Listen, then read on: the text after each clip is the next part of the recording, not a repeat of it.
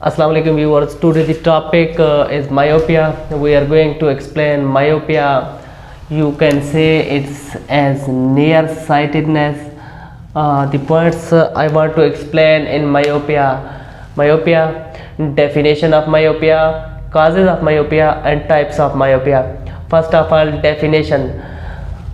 We can say it as short-sightedness, blurring of far vision. Here we can see the object near to us, we can see clearly, but the distant object we can't see clearly. Now we are going to explain the causes of myopia. There are 3 to 4 causes of myopia. First of all, axial myopia. Here, because of any reason, the length of eyeball increase. If we say this is the normal length of eyeball, you know very well, in case of normal eye, the light rays is focus at retina, but in case of myopia, light rays is focus in front of retina. Because of any reason, if the axial length of eyeball increases, then light rays is focus here. It's mean axial length is increasing. We call it as axial myopia. Now curvatural myopia. I have told you in the last lecture that if anything is little bit curved, then light rays passing from it, there will be little bit refraction. If there is more curvature, then light rays will be more refracted. If curvature is greater, then power is also greater.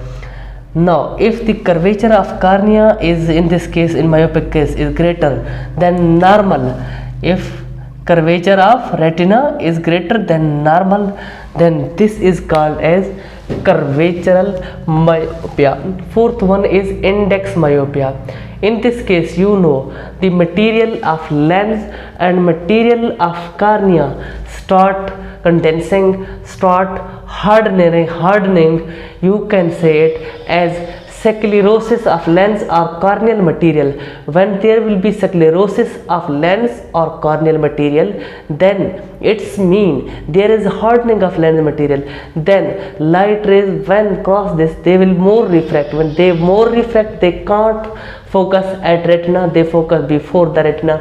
This is also called as index myopia. Now if the position of IOL is here, but IOL is located, IOL, we can't say it, IOL, natural crystalline lens. If position of natural crystalline lens is here, but lens is located anteriorly, then this is called as positional myopia. Now I have explained the types of myopia, causes of myopia. Now I am going to explain the types of myopia. There are main 3 types of myopia. First one is congenital myopia. It may be unilateral or bilateral myopia. In this case, the vision of baby is decreased at the birth time. Now baby tries to see clearly. It's mean he exert the accommodation. When he exert accommodation, then here the chances of squint development, then this is convergent squint. In this case, one eye is normal, or we can say straight, but other eye will be convergent, other eye will not be straight. In this case, when he exert accommodation, then there will be convergent squint. Second one is simple myopia. Here in this case, there will be no pathological changes in fundus. Mostly this myopia will not be greater than 6 diopter spheres, and there will be no changes in fundus. This is called as simple myopia. Last one is pathological myopia. This one is most dangerous type of myopia. Mostly this is hereditary.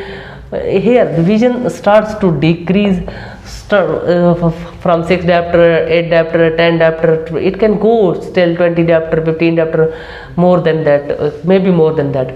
No, I can what will be the changes in the fundus because of in this case IOP raises. When IOP raises, then eyeball start length of axial length of eyeball start to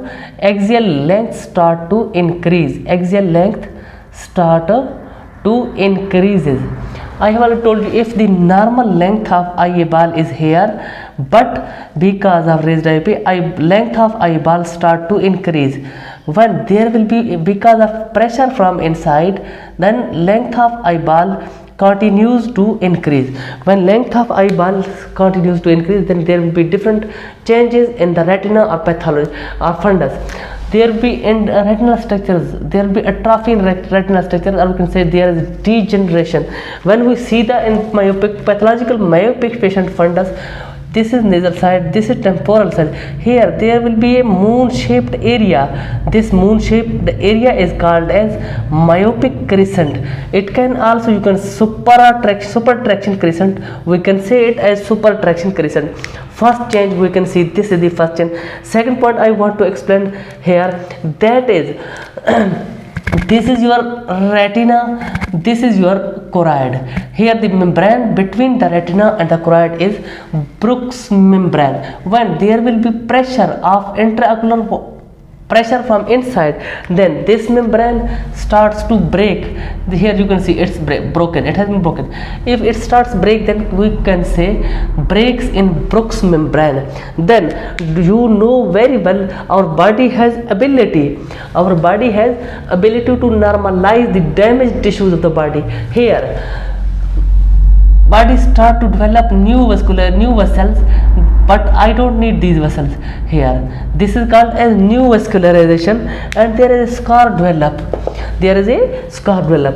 Today this topic I have explained, I think, very well. If you have any questions, you can ask from me. Now I will come with another topic tomorrow, inshallah. Thank you so much.